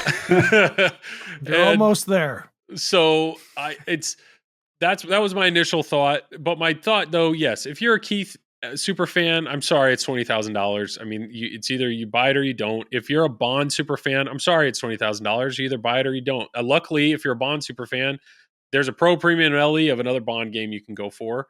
Otherwise, there's a Sega version, or was it Data East version of Bond? Like there's a, you know, I mean, there's different levels to this. Options, like, there's probably somebody listening to our podcast right now that cannot afford a pro pinball machine of their dream theme right now. I mean, and that's Rush. That's Rush. That's just the way it is. And Rush is a fantastic game, by the way. I've heard people complaining about, you know, like there's nothing in games. There's Stern's going backwards, this and that. And I'm like, I'm looking at Rush, and it's like one of the most like jam-packed games in recent memory. I mean, it really is when you break it down and you look at, I mean, hell, Tom, your LE behind you, like the expression lights are just the tip of the iceberg. Oh, Like, yeah. let's think about this, Joel. Let's break this down. What do they say to a fundamental standpoint, right? It's got expression lights. Mm-hmm. It's got drop targets. Oh. It's got a movable ramp. It's got a magnet. It's got a fork that creates a captive captive ball. It's got two scoops with a subway. Right? It's got a subway. It's got a diverter. It's got 3 different wire forms, right? Optical spinner. It's got a concert on an LCD screen. It's got fantastic art. It's got a drum clock in it. Yeah. Yeah. Unfortunately, it has terrible rules and code. Wow. What is that? Is that Tim Sexton coming through your door right now? I don't know. He's Tim. taking a sledgehammer to the TNA. Texting Tim and I Raymond don't know right Tim, now. but I know Raymond, and I know Raymond consumes everything, and I just want him I know he reacted. That's the only reason I say it. I like Raymond's the code. like the F you say, Joel. Yeah. So what? But what I'm getting at though, Pop-Tart right now. It's like yeah. Yeah. It's just I've heard so many people just over the past 48 hours, and I'm sure you guys have heard it too, that they're just like, oh, Stern's going backwards. There's nothing in the game. There's this and that. It's like, for F's sake, we just had Godzilla just 2 years ago or less than 2 years ago. #1 game. Stern has 5 or 6 of the last major top 15, top 10 games. Yeah. Who's voting on this? It's know. literally it's the consumer. So it's like, what are we talking about? Godzilla's, Joel, help me. What are we talking about? Godzilla's insane. Rush was really good. Is really, really good. And it's just, I think overall, just the Bond reveal between all 4 models has just been a mess. And I think people are really struggling with that, and the fact that they know it's unknown what's coming next year. If there was an Elwin game right around the corner, I think people would take a few deep breaths and be ready for whatever. But it's the Brian Eddy Dwight combo, they're just let's see. I hope, but that's what I'm hoping for. I'm hoping the next Cornerstone comes out. It's a banger. It's awesome. And people can take a deep breath and realize, this is an exclusive game, just like Elvira 40th. Right. Well, and people's reaction is always going to be based on what's the latest thing. Yeah. What happened when Jersey Jack revealed Pirates? Everybody went nuts. I want Pirates. What's next? Yeah. Yeah. Well, before that, Joel, there was people that were saying oh, Stern's going to close down. There was a massive thread, a Dark Knight for Stern, all this and that. I remember that. Wait a second, they didn't? Yeah. So it's people they react so quickly instead of just taking a step back and saying, okay, what is this? And again, it's fine to have opinions, right? Us 3 have opinions, and people let us know all the time when they think our opinions are wrong. Yeah. But we're willing to take a step back and look at something for what it is and test it out and see if our first impression of something holds up. And that's what I love about you two, is we are willing to change our minds on something. We're willing to see it for what it is once we get around to playing it, or once we get around to experiencing it. Then we try to formulate what our full idea is of whatever we're seeing. So I don't know. I think that it's just one of those things that I personally think that the industry is very healthy right now. I can say that just being obviously on the inside of the industry. I tell you guys all the time, things are good. But yeah, of course, things could go down. There's ebbs and flow to everything. But I don't think things are going to go down simply because the company prices one particular product when they have 20 or 22 other variations of their products that could go on the line at any given time. Sure. It's way too much of an overreaction. And it's the same way. If Jersey Jack comes out with an absolute banger at TPF or whenever they decide to come out with it, that everybody forgets about Toy Story. Yeah. Everybody forgets about that. I will say, when I interviewed George Gomez, the thing that made me, it really bummed me out. He likes to throw that in her face, doesn't he, Travis? Well, you know what? I interviewed Tom Graf. That's right. That's just called a phone call. You can check that out. What bummed me out was right at the end when he was and he said, he goes, hey, for all you Bond owners, the code is coming. Please understand how much I care about this game. The code will happen. And he goes, I'm not the devil or whatever he said. He's like, I don't know why so many people have made me out to be just think I'm just the worst. And you could tell it genuinely hurt him of like so many people are ready to grab the pitchforks. So like Stern's doing this and they're not going to do this and blah, blah, blah. They do that like, for every game. Yeah, what's the difference? And that's my own kids do that for me when I cook freaking breakfast in the morning. I understand. I don't want eggs. To me, it's just like we said, Joel. We know how much it means to Gomez, right? Oh yeah. Like we know that, and it's not like everybody's sitting at Stern and they're like, "Well, how can we screw over the customer today? And how can we piss them off here?" It's like, of course, they're passionate about their job. They want to bring value. They want to do that, and I think it'll happen. Okay, sorry, Joel. I totally interrupted you. Go ahead. Fine. I was the one who interrupted. What Tom, I was saying was, you're a freaking beauty, Tom. I love it. For anybody that's watching the video, you guys get it now. You guys totally get it now that you can see Tom. And you can also see Travis. I didn't shave today. Yeah. Say that again, Joel. You can what? You can see Travis's walls. So what you can see me because my camera's working. You're right. Your walls are way more important. So what I was going to say, though, is for anybody that's listening to this podcast or watching it, you're clearly a pinball enthusiast, and you're probably consuming all the media you can or reading everything you can. And at the end of the day, make sure you're enjoying the hobby. Like if you're reading stuff and you find yourself getting mad or frustrated or venting or angry, like this is a hobby. Like make sure you're having fun with this. And if you're not, maybe take a breath, like step away for a day. Or, if you're listening to somebody just complain constantly, maybe stop listening to it for a little bit and just realize like, we're supposed to have fun here. We're supposed to have fun. And that to me, it's just in this particular reveal and seeing so much hate directed towards Stern, like this is everything's falling apart, blah, blah, blah. It's like, no, just no, like, just, I don't know. So that at the end of the day, the content that I try to create, I'm trying to share the enjoyment that I have for this hobby. And I hope that's what people take away from the pod. Thank you for the eye roll, Travis. That's my goal. Same thing with streaming a game. Like I want to make sure people are enjoying it. So enough about that. Fine. Okay.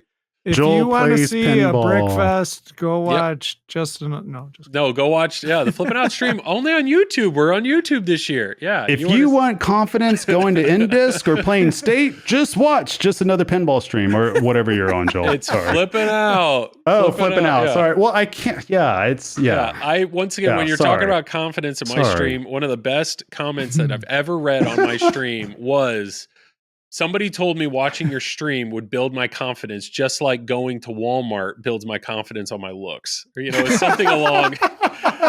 something along those lines. And there's truth to it. But you mentioned INDISC. We'll wrap that. I don't know. Is there anything else? I think we've hit the 60th anniversary game. We're looking forward to a stream. Yeah. We can talk more about the actual game. We'll shit on it next episode. Let's move on. Yeah.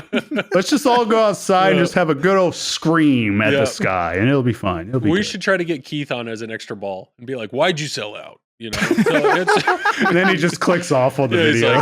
He's done. Oh, you mean like I did my job and designed a game? Yeah. Okay. No. What was I going to say?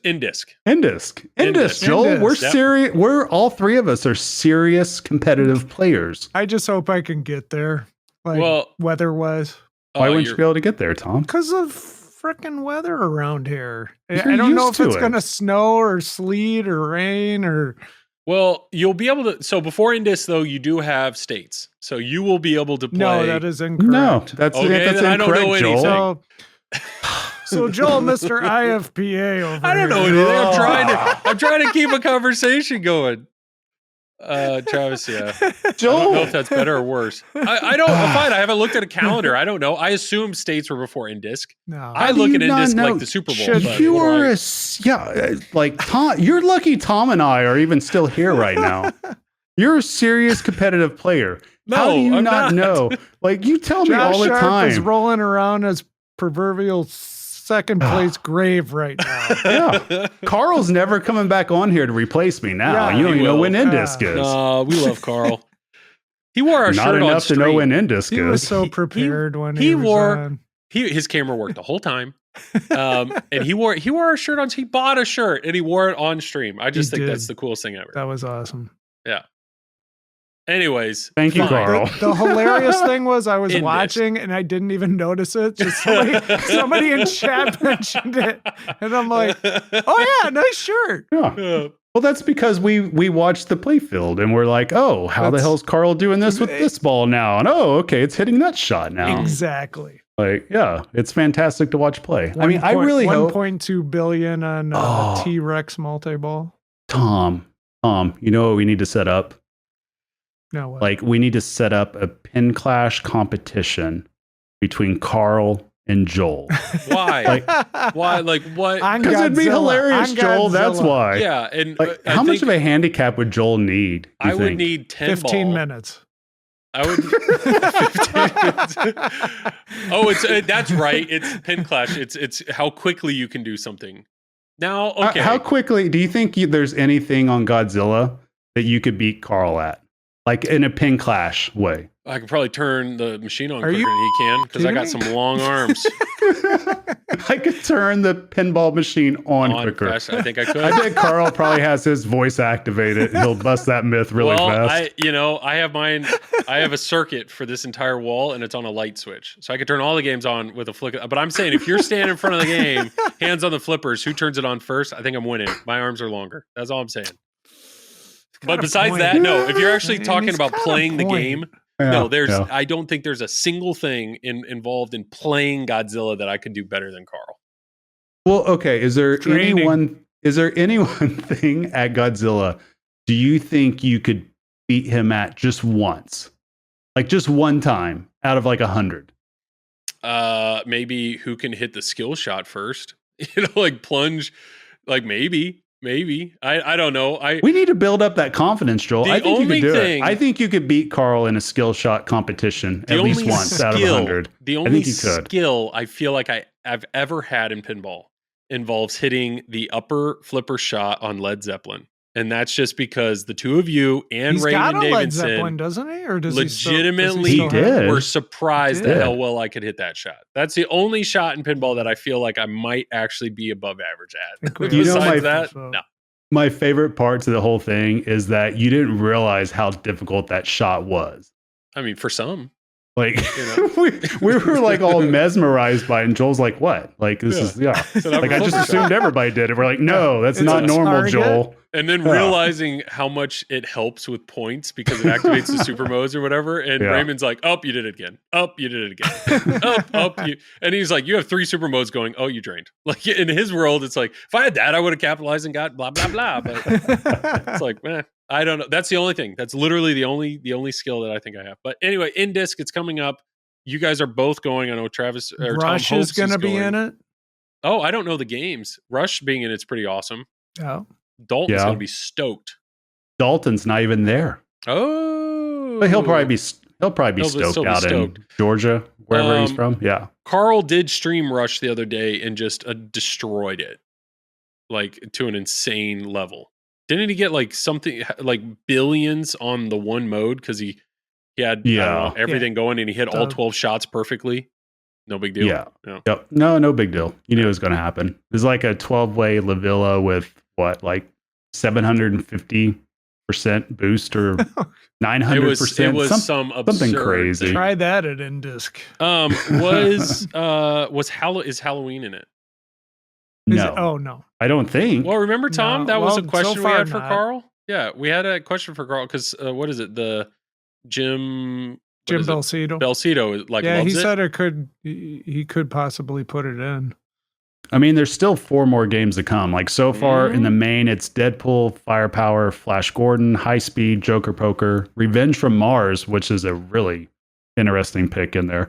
Rush, Space Station, Star Trek Next Gen, Street Fighter 2, another interesting one. Yeah. Surf and Safari, Tommy, Tron, and World Cup Soccer. I got a prediction. Uh-oh. Okay. So last year, remember Zach had a hernia because Mystery Castle was the last game picked. Yeah. And that was the last game played and decided the whole thing. Yep. This year it's going to be Street Fighter 2. Will be the final. As if there's a topper, I think Zach's fine with it. So, well, didn't they change it kind of to where, okay, so if you pick a game, it's completely burned, right? Right. Like you can't pick it again. Right. So I mean, that was the whole thing. It was like that last year though, too, wasn't it? Yeah. Yeah, that's shit. normal. We're gonna end up with Revenge from Mars. The only thing that could happen isn't you can replace, if you're the number one seed, you can replace a game, right? From either the women's or the classics. You can take a game out. Well, and then it entirely depends on who gets that number one seed. I mean, the odds are pretty good that it's going to be a Stern that's going to get pulled. Unless it's Escher. Unless it's Escher. Yeah. If it's anybody that can legally buy alcohol, I think it's probably... I think Kaylee was number one seed last year, and he put in Doctor Who. Yeah. Pretty sure. I think that sounds about right, because Doctor Who was not in qualifying. Yeah, it was in the women's division. Yeah. So when is INDISC? How soon is this? Week and a half. Flying out today. on Wednesday, so sure. Next week, Joel. That's exciting. No, next week. That'll be really cool. I know. Tune in on IE Pinball to watch all the action. Oh, I'm ready. It's so well done. It's a big deal too, because it is a major world championship. So yeah, and Travis and I intend to win all the tournaments. Oh yeah. I've already announced. Like, I'll take Classics 1, you take Classics 2. That's fine. And then then we'll just figure it out along the way for Maine. But I mean, here's the thing, Joel, it is a pretty big deal, though. There's people from Europe coming into play. There's people from across the country coming into play. All the top players will be there. So it'll be exciting. Fun to watch. And then I guess this would be a good time to plug. I don't know what the website is, though. Tim Sexton's fantasy pinball that he does. Oh, he does a fantasy football, but for... Oh, yeah, but for pinball. Yeah, so you got two. Bet on you guys.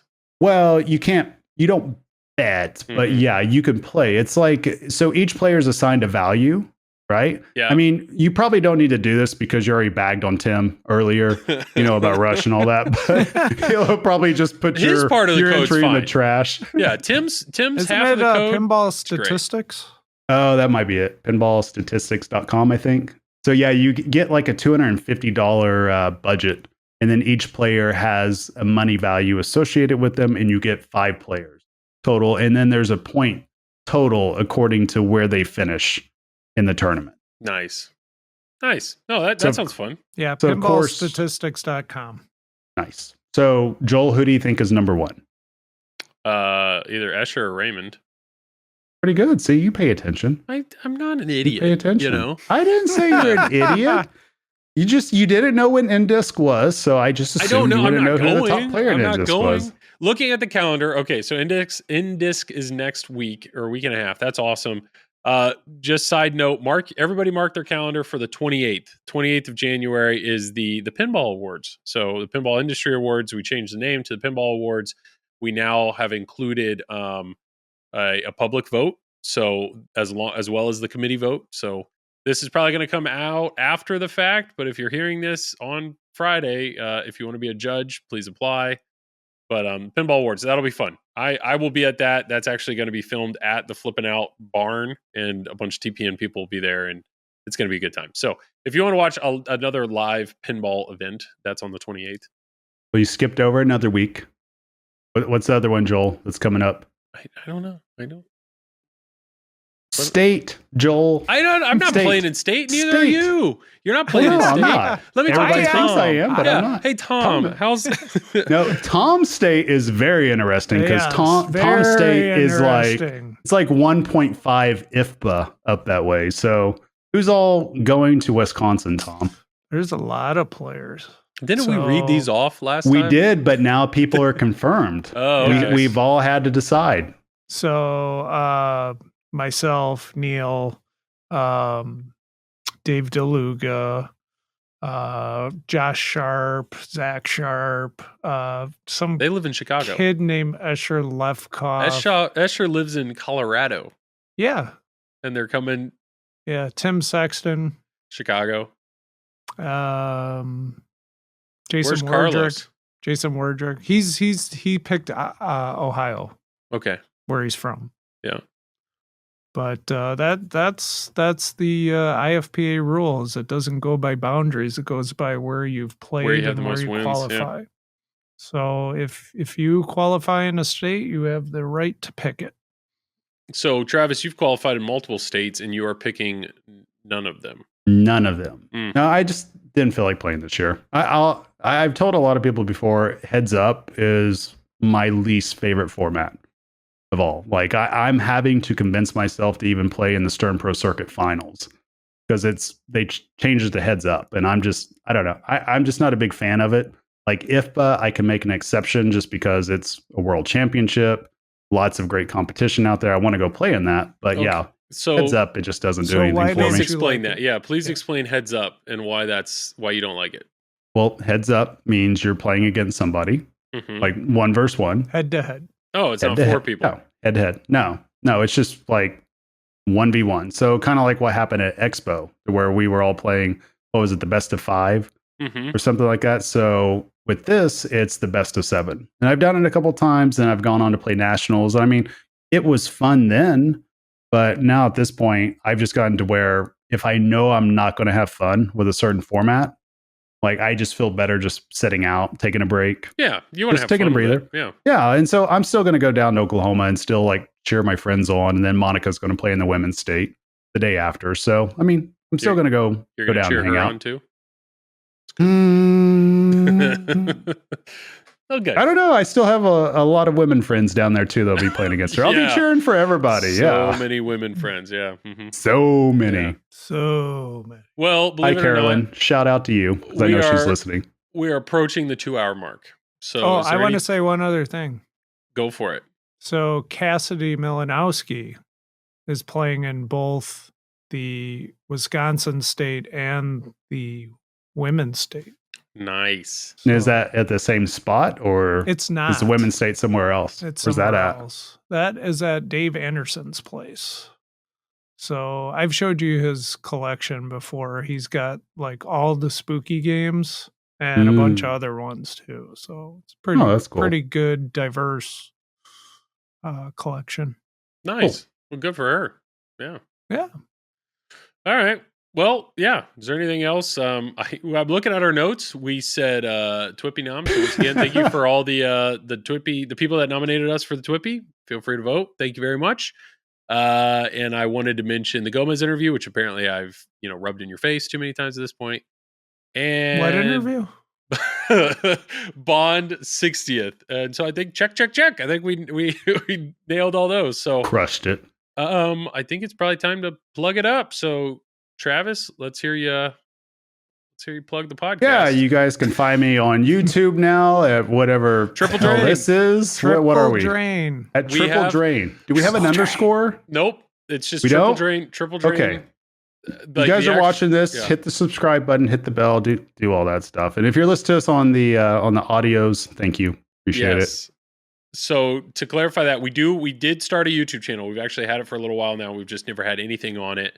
So the thought eventually is we're going to have these videos be exclusive to the Patreon people. And then maybe like 2 weeks after, then we'll put them on our YouTube so that people could find them after the fact. So you could see them. It will just be potentially a little out of date. So yes, feel free to join that, find that, subscribe to it. And yeah, videos will be trickling out on there. They will just be slightly delayed based on the audio and Patreon release. So that's our YouTube channel. So thank you, Travis, for plugging that. Tom. You can find me at the Triple Drain, and also Fox Cities Pinball on YouTube and Twitch and Instagram, Facebook, OnlyFans. All the things. Wonderful. And yes, to the people that are watching this on video, I hope you enjoyed it. I hope you enjoy the video. It's a lot more fun to talk to these guys and look at them. Hopefully looking at us is more enjoyable. I don't know. If you enjoy the video, I'm glad you enjoy the video. And if you like it, feel free to join the Patreon. Patreon's triple_drain on patreon.com, and you'll have access to all the videos we have moving forward. Otherwise, if you're not watching the video and you enjoy listening to the podcast, thank you. I'm glad you enjoy listening. And we will continue to release that same way we have been. And I'm Joel, and I am streaming. Now I stream entirely for Flippin' Out, and we're streaming on YouTube. We're trying something new. YouTube streaming is growing. We think it's a platform that has more growth opportunity for people outside of the kind of the Twitch group. Nothing against Twitch. Enjoy streaming on Twitch, but just trying something new, really. So that is every Wednesday night from 10 to midnight Eastern Standard Time, and I'll alternate between a chatting stream like we did last night and playing pinball stream. And all those videos will immediately be up on YouTube, so you can watch them later. And speaking, it's time to stop, because that is the third or fourth time that Travis's camera has shut down. So third. So this is a perfect time. He's probably not even going to turn it back on. So nope. Yeah. So like always, Tom, you have the last words. Peace and pinball, everybody.